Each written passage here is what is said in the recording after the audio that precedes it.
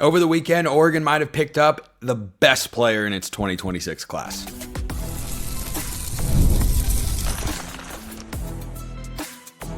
You are Locked On Ducks, your daily podcast on the Oregon Ducks.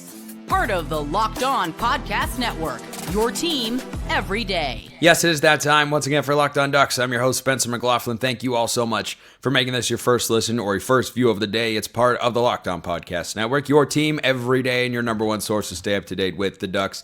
Jordan Burch leaves a void. Who fills it the most? That's on today's show. And high school and the portal, that fun discussion returns on today's episode, which is brought to you by our friends over at Game Time. Download the Game Time app, create an account, use the code LOCKEDONCollege for $20 off your first purchase. Davon Benjamin picks Oregon. Deuce Geralds does not. I'll talk about the impact of that in a moment. But Benjamin is one of the best overall defensive back prospects in the class of 2026. Notice that I said defensive back, not corner, not safety, not nickel. Greg Biggins over at 24/7 Sports thinks he could play any of those positions. 6 foot, 170 pounds, 5-star composite in the 24/7 rankings, a top 40 player nationally, number 4 overall safety, number 7 player in the state of California. So no surprise that Chris Hampton has struck again. And boy, I would really love to keep Chris Hampton on Oregon staff as long as we possibly can. I don't know how long that's going to happen unless you are getting rid of Tosh Lupoi and making Hampton the full-time DC, because this guy's recruiting record at the moment is ridiculously good. You talk about the 2025 haul that got him the 24/7 Sports Recruiter of the Year and included guys like Naeem Offord, the highest-rated defensive back commit ever in the history of Oregon football, and he just keeps adding to it. So everybody is really high on this guy. Positional versatility is a great thing to be able to have. My favorite highlight of his, actually, of course, all highlights look good on film. There's one in particular with Benjamin that I like more than all the other ones. It's not an offensive play. It's not a defensive play. He's a defensive guy primarily, but he's played some wide receiver, which will play into my comparison here in just a sec. But it's a special teams play where he does a Luke Moga, where he's behind the play 15 to 20 yards, and this guy, when he runs, is just a long strider. I mean, such easy speed, and it is explosive. It is dynamic. He when he gets in the open field with the ball, I mean, if he catches the ball in the secondary, look out, he can go the other way. Oh, by the way, he does some kick and punt return stuff as well. So it's hard to not like what Oregon's got here in Benjamin. And look, you shouldn't just take my word for it, or even Greg Biggins' word for it. I remember back in the earlier portion of the summer months doing content, which I do a fair amount of here at the Locked On Network, Davon Benjamin was setting up visits. He was figuring out where he was going to go, which schools was he going to include, and between Brandon Arrington, a 5-star athlete that is probably a Travis Hunter type that could play both ways, Oregon was in the final 2. He wound up going to Texas A&M. He added a late visit in there to Washington. And at the time, my guy Roman Tomashoff over at Locked On Huskies said, I'd rather have Davon Benjamin, even though Arrington's a higher rated player. I said, really? And he said, yeah, man, Benjamin's more technically sound. He's more ready to contribute right here, right now. I'm glad that Washington isn't prioritizing Benjamin or isn't prioritizing Arrington as much as they want to go after Davon Benjamin. Well, the finalists came down to Oregon, Washington, Texas, Michigan, North Carolina, I believe, had a hat on the commitment table that Benjamin had surrounded by his family. He picked the Ducks, and I was smack talking Roman via text. We're buddies. That's how this goes. Plus, you get a win over Washington, like Dubs down forever. But I texted him like, hey, remember when you wanted this guy? And he said, dude, I'm not kidding. I think he is the best player in Oregon's class. Now, that's a really high bar to clear. And I'll give Roman credit. He knows the guys that are in Oregon's class because he covers the sport very well. Washington's gone after a few of these guys. They haven't been, as close maybe as some of the Oregon misses you have in your head, but certainly we've seen what Washington's capable of on the trail. And I said, really? Jet Washington? Like 6'5", 200, freakish at safety, Nacho, Emmanuel Hanicho, like one of the top offensive tackles. He says, Nacho's a physical freak, and Anthony Jones is a beast and all, but like I think Benjamin's the most sound guy. And I said, okay. That's coming from a Washington guy who says, I think this could be the best player in Oregon's class. That'd be pretty cool. So he's shorter than the guy I'm about to discuss, but maybe this is the Seahawks fan bias in me coming out. I see Richard Sherman here. I mean, Roman is correct. I see the same thing on film. Technically, he is so incredibly sound. He does play some wide receiver. So did Richard Sherman. So his ball skills are really, really good. And once he gets the ball in his hands, creating a turnover, fielding a punt, he's got the ability to break it open. And if you try to beat him in straight line speed, good luck. Good luck. Greg Bingen's analysis over 24/7 Sports says I could see this being a guy that winds up being 3 and done and then off to the NFL draft. I'd be here for it. He is going to cross over with the Naeem Offords of the world, or Brandon Finney, or Ife Obadegwu, or Dakota Fields, or Dorian Brew, or all of these guys that Oregon has stacked.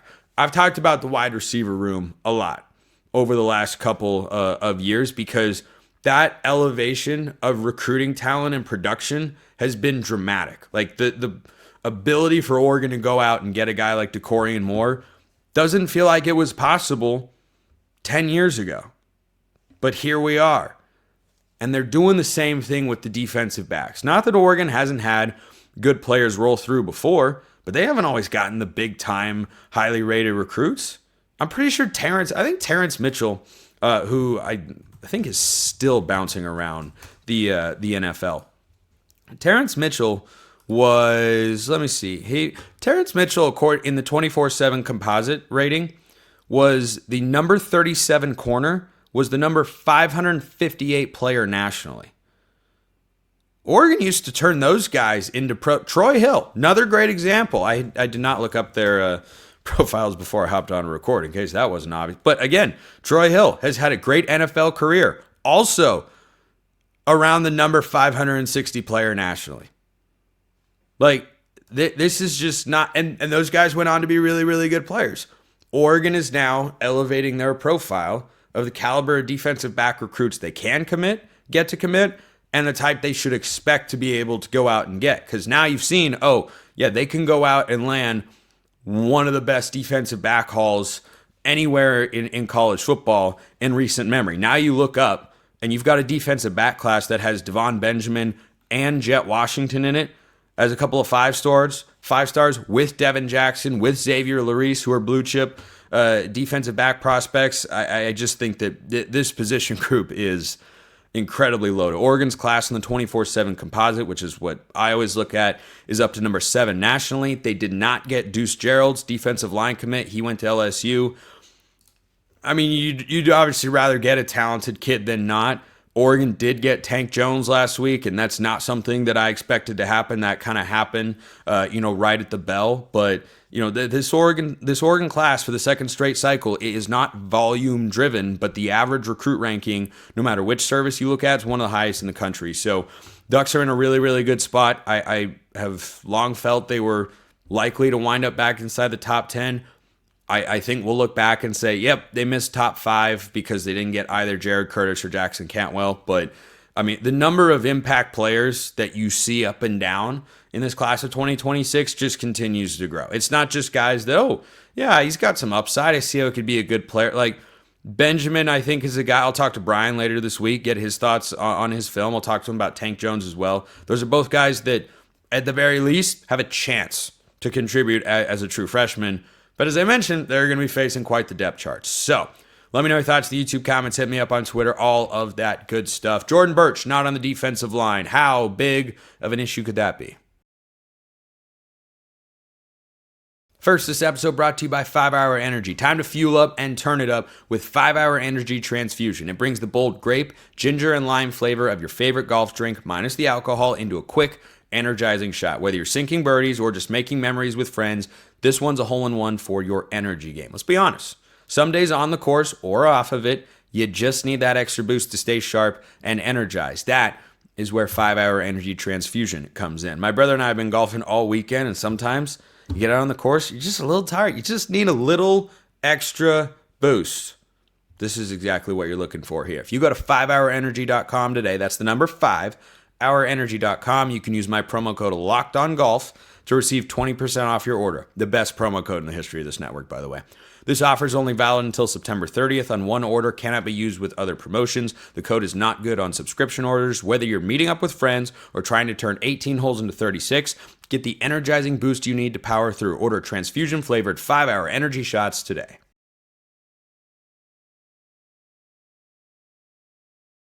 Everybody needs a good second segment sip. Well, maybe just me, because I'm the only one in this arrangement hosting a show. Let's talk about Jordan Burch. Jordan Burch was awesome for 2 years with the Ducks. John has a question, and you can submit questions too. YouTube comments, Twitter. You can become a Locked On Ducks insider. All ways to get into the mailbag. That link is in the description below. John says, question. No one is really talking about who is taking Burch's snaps and role. John. I'm talking about it right now, obviously. I think Mateo moves to that defensive end swing role, move all over the line like Dorless and Burch. That's what he did when Burch was injured last year. Purchase and Rushing take Mateo's snaps at edge. Breland is going to be groomed at defensive end next year when Mateo leaves. How do you think it plays out? Breland is built to be an interior defensive lineman and a darn good one. Aiden Breland, that is. And I think Breland sees legit snaps this year on the defensive line for Oregon and make some impact plays. I think Aiden Breland this year is Amari Washington last year. Washington was the clear number 3 defensive tackle, and he was the third most snapped. He was the third most productive. But when you think back to last season, are you glad Amari Washington was there? I am. I'm certainly glad Amari Washington's there this year because I am chair of the Amari Washington fan club, of course. A fact I remind you all of far too often. No, there's no such thing. I can't remind you too often of that. So I do wonder about this because Jordan Burch didn't stand up a ton last year. Mateo stands up more. It depends on, what kind of package they're running defensively. But I think Tatum Tuiotti's the guy that takes Burch's spot primarily. What I love about this defensive line, why I have long said it is the best unit that Oregon has going into this 2025 season, which starts in 26 days. We are 26 days from having a new Oregon football game to talk about. That's wild.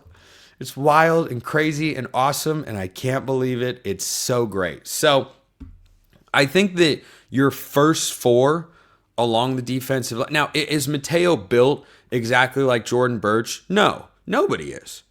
Even Mateo isn't, right? And Tatum Tuioti is not either. I think I just said Mateo in there twice. I meant to say Tatum Tuioti is not built like Jordan Burch. Neither is Mateo. Mateo's not quite as heavy. He's as tall as Jordan Burch, but he doesn't have the physique. So I do think that you can move Mateo inside. And, the biggest area I saw a podcast recently, someone talking about Mateo Uyunglele needing to get better against the run. I think that's true. I think Mateo's aware of that. He talked about it at Big Ten Media Days recently in Las Vegas. So I think the first 4 that go out there against Montana State, Mateo's at an edge, Bear Alexander's a defensive tackle, Amari Washington a defensive tackle, and Tatum Tuioti on the other side. I do think, to your point, you're going to see a solid amount of Elijah Rushing, Blake Purchase, maybe Ashton Porter. Ashton Porter could be a guy that's getting slept on here. Toby Hastrup a freshman, was getting some a real love from, I think it was Tosh Lupoi, not long ago after a recent practice here as Oregon's gotten that back up and going again. So I think Tuiotti's the most likely guy. But, it speaks to how, coaches have to evaluate and tinker every single offseason, because you can put a guy in Jordan Burch's position, but there is no Jordan Burch. You don't have a guy that is 6'5", 290, and you could snap a ball to on a fake punt and he'll run for 50 yards. Believe it or not, this may surprise you, they don't make a lot of guys like that. Burch was very unique. The other thing that I'm curious to see how it plays out from a pure production standpoint, Burch made a lot of impact plays against the pass and against the run. I actually felt like he was kind of equal in those two areas, where he made some splash plays against the run, and he also had sequences where he was incredibly disruptive for another team's passing game. You know, Mateo's probably best run play to date, or one of them, was against Ohio State on that 3rd and short, again, when Travion Henderson, right before the half, Ohio State was driving, they handed it, and Mateo he needs to make more plays like that if he wants to seriously elevate his draft stock. I've heard that his draft stock is not as high as it once was. I don't really know how everybody talked themselves into that, but, it's the offseason. That sort of thing can happen. So I think you'll see legitimately up to 8 guys rotating, maybe even 9, rotating in regularly. Now, some guys are going to be snapped more than others. Let's not get that misconstrued. But I think they'll be back to 4 interior defensive linemen, whereas last year they were just 3, because I think they had a lot of guys that were a year away, that maybe weren't quite ready as true freshmen. And Dan's talked about that before, that playing in the offensive or defensive line areas is pretty challenging as a true freshman. So I think Elijah Rushing could be in there. I think your kind of NASCAR speed package for pass rushing situations could see Mateo and Tatum slide inside, and then you put Rushing and Purchase on the field with Tatum Tuioti. Could be a quicker sort of group. But I wouldn't sleep on Ashton Porter. I think Ashton Porter, a guy who's going into his 3rd year, could have a decent size role. I don't think a huge role, maybe like a Marion Winston type. I think that could be Ashton Porter this year. Kyler sends this one in. A take for SSA. That's Spencer's scale of agreement, if you didn't know. If Dante Moore never went to UCLA and stayed committed to Oregon, we'd be the most hyped team this offseason. Ooh. If Moore didn't have bad freshman film, everyone say that after 3 years of elite quarterback production, Dan Lanning finally had his guy that sat the last 3 years to learn from the 2 most experienced quarterbacks in college football history. Everyone would be pro Dante Moore. He'd be top 3 in Heisman odds. Well, as it stands, I'm pretty sure he's top 10 in Heisman odds, according to our friends at FanDuel. Let me double check that real quick. He is 1, 2, 3, 4, 5, 6, 7, 8, 9, 10. He's 11th in Heisman odds right now. So he's not like way outside or completely out of the conversation, off the radar, off the reservation and whatnot. So he only would have had 2 years, first of all. I agree that some folks, like our Locked On USC host, has mentioned that every chance he gets in the squad show. Some of you may have mentioned that. 11-9 touchdown interception ratio. Why are we getting excited or expecting anything of this guy? True. I initially had the thought, he could have more Arch Manning, but Arch has actually made a couple of starts and looked really, really good, and Dante hasn't. And it is a completely different situation. Of course, I don't think the UCLA team he was on was a disaster. I think the O-line was really bad. I don't think everything else around him was really bad. I think his play caller was good. I think his receivers were solid. His running game was good. I think it's better now at Oregon, but it wasn't, a complete and abject mess. The most hyped team this offseason? No, I don't think so, because there'd still be that element of unknown, which I think is a fair question to ask. Like, you can put all the talent and potential on paper that you want, but if you haven't actually seen it translate to results on the field, I lean towards proven production. It's why among my favorite teams to win the national championship this year are Penn State and Clemson, who are bringing back almost their same team from a year ago and their veteran quarterbacks. So the most hyped team, I'll give that a 3, because I think that, Schrodinger's cat element of like, we don't really know until you open the box. Well, the box is going to get open or start cracking open here in 26 days, which is exciting, but most hyped team, I don't think they'd be there. I do think nationally, though, Oregon is getting the level of respect it deserves, and that's a great thing to see. Sometimes in the Northwest, teams can get stashed away and stay off the national radar, and you sneak up on people. But I should know, the Mariners almost never play nationally televised games. Like, Sunday Night Baseball has been to Seattle once in the last, 15 years. Oregon doesn't have that same sort of problem. So, we've got another take that has been submitted for Spencer's scale of agreement, and trivia is so back. First, this episode brought to you by Game Time. We've all been there. You log on early. You're trying to get tickets for your favorite concert, the one you've been dying to see. Live music should be about making memories, not dealing with the stress of ticket shopping. That is where Game Time comes in. Game Time makes getting concert tickets faster and easier than ever. Prices actually drop as it gets closer to showtime. You can save up to 60% off with their killer last-minute deals. I've used Game Time to go see a comedy show. I've used it to go to the Big Ten championship game when Oregon beat Penn State. That was a fun time. 13-0. Oh, take me back. If I were to return and I'm not going into the press box, Game Time's what I'm going to use to get a ticket. Take the guesswork out of buying concert and show tickets with Game Time. Download the Game Time app, create an account, use the code LOCKEDONCollege for $20 off your first purchase. Terms apply. Again, create an account and redeem the code LOCKEDONCOLLEGE for $20 off. Download the Game Time app today. Last minute tickets, lowest price guaranteed. Is the SSA the best thing I've ever come up with on the show? Let me know your scale of agreement. YSA in the comments below. You don't know me. I guess I don't. You know me. It seems like a one-sided arrangement, doesn't it?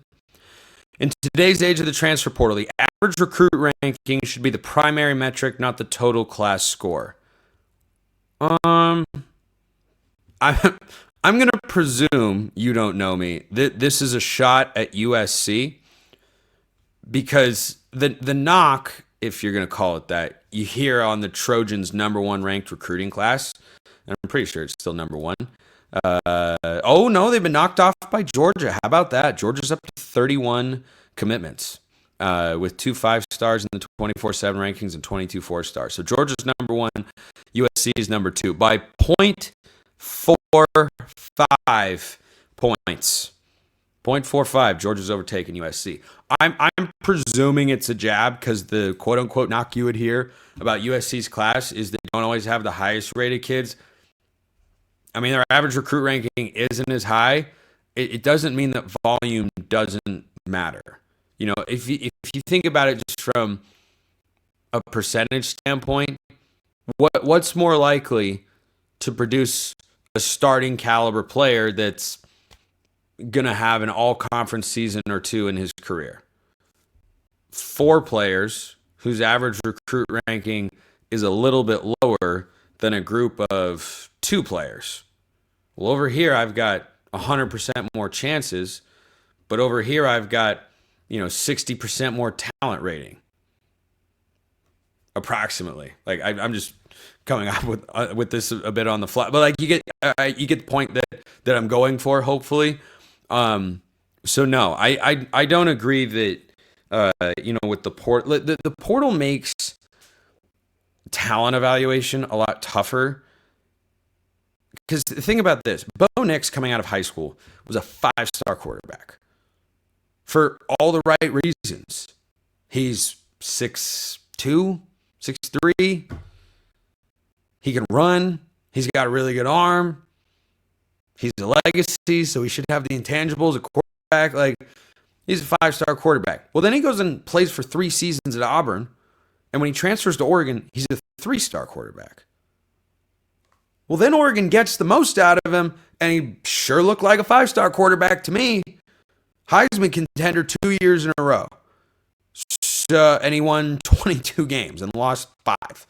So I think that for talent metrics, it gets really, really challenging. But I don't think that, having a high volume of players, I don't think that's ever a bad thing. Because you can get guys all the time. Like, on average, yes, it is true that if you recruit a 5-star player, he's more likely to become an NFL caliber player than a 3-star guy. But what if you get 4 3-stars and compare it to one 5-star. When that one 5-star is Justin Flo, well, suddenly you would have rather had the 4 3-stars who maybe have to wait longer because they don't have their bodies built the way that Justin Flo did. But when all your eggs are in that basket, and that's the interesting back and forth that Oregon actually has. Their first 2 classes had really talented and highly rated guys, to be sure. But in the last 2 cycles, they've been smaller on volume because they've retained a lot of their talent and they're going big game hunting. And that's why their average recruit ranking is so high. So, I don't see it that way. So I'm going to put that at a 1. But I like the question. Or spent the question, take, whatever, for Spencer's scale agreement. All right, let's wrap with Oregon trivia, which I'm not even kidding. I think is the most debated segment in the comment section over the last 2 weeks on this show. I don't know that it's even close. So, one correction. The players that have won the most Super Bowls for Oregon, they don't have 4 Super Bowls. They have 3, which makes more sense because I didn't remember Mike Walter, who's a family friend, having 4 Super Bowls. I thought it was 2 or 3, but yeah, there are a bevy of Ducks that have had 3, including Mike Walter, Patrick Chung, LeGarrette Blount, Kenyon Barner. So here's one. I think I know this answer because I saw it very recently, but it just goes to show you never know. You never know where you're going to get trivia stuff from. Which teams played in the first ever college football game televised on ESPN and in what season? I know Oregon was involved. I believe they played Colorado. I think the year was 1979. If I get that right, that might be my most impressive trivia poll to date. Hope I am. See you guys tomorrow. Appreciate everyone listening. I will see you next time. Until then, hope you all have a wonderful rest of your day, and go Ducks.